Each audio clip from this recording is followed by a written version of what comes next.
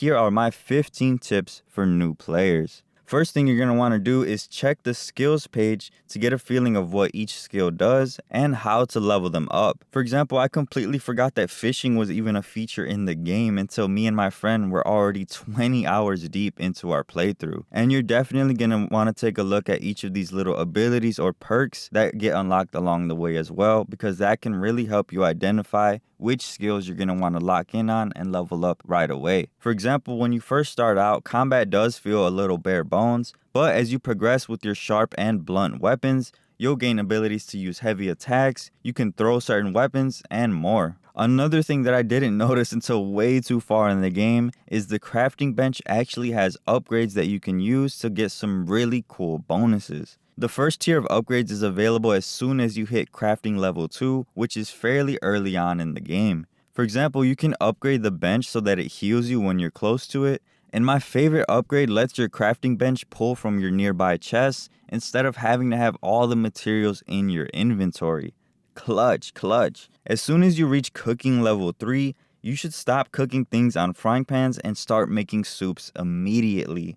Not only do these soups last a lot longer and give you multiple servings, but they also come with some pretty cool buffs. Building off of my last tip, do not experiment with random ingredients while you're making soup. If you see this question mark, that simply means that you haven't discovered that ingredient yet. So if you put random shit in there, it's not going to make a difference. The game is telling you that you haven't discovered that item yet. And as soon as you discover it, it'll show up in your soup recipes. Work on your accuracy skill early on. Accuracy is a really good skill, especially once you start getting later on in the game, so it's important to build it up as early as you can.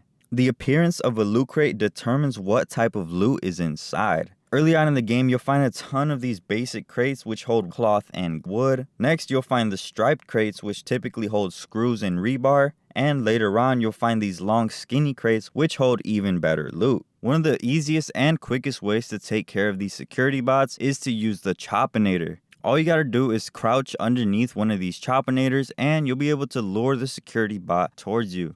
For maximum effectiveness, I recommend having 2 of these side by side, and then you could just sit yourself right there in the middle. If they do happen to get through, you could just keep rotating around like you see me doing here, and it won't be a problem. And I'm sure you guys know that these robots come out automatically every night, but if you need their parts, there's actually a way that you can trigger them so that they wake up during the day. Once you have your Choppinator set up, all you gotta do is attack the security bot while it's still in the station, and once this health bar depletes, it'll wake up. This tip is super useful because that way you're not just waiting around all day until nighttime for these security bots to wake up. You could just kill them whenever you want. And this next tip is to make sure that you open up the facility. As you progress deeper into the game, make sure you're looking around for shortcuts, unlocking doors, and pressing buttons whenever you can.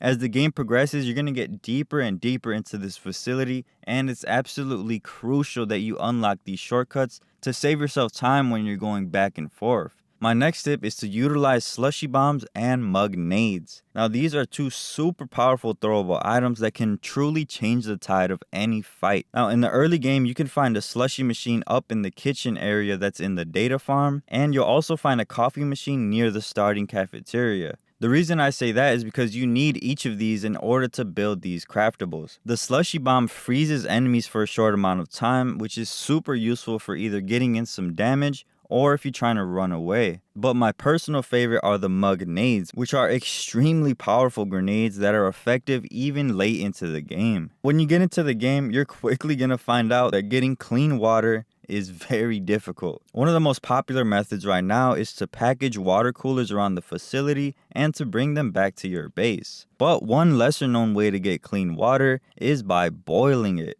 It is very time consuming and it's not the most efficient because one full pot of dirty water is only going to give you about 1/5 of clean water when it's finished boiling. Make sure you build the makeshift toilet as soon as you can. At first, it just seems like a shitty downgrade, like why would I want to shit in my base when there's a perfectly good bathroom down the hall? But trust me, there's a really good reason for this. Every time you take a dookie, it'll actually collect your poop in this little bucket, and you can use that for crafting. Early on in the game, you can actually repair most items with duct tape. Make sure you're not holding a bunch of items that give off radiation in your inventory, because that will actually start to leak out and affect your character.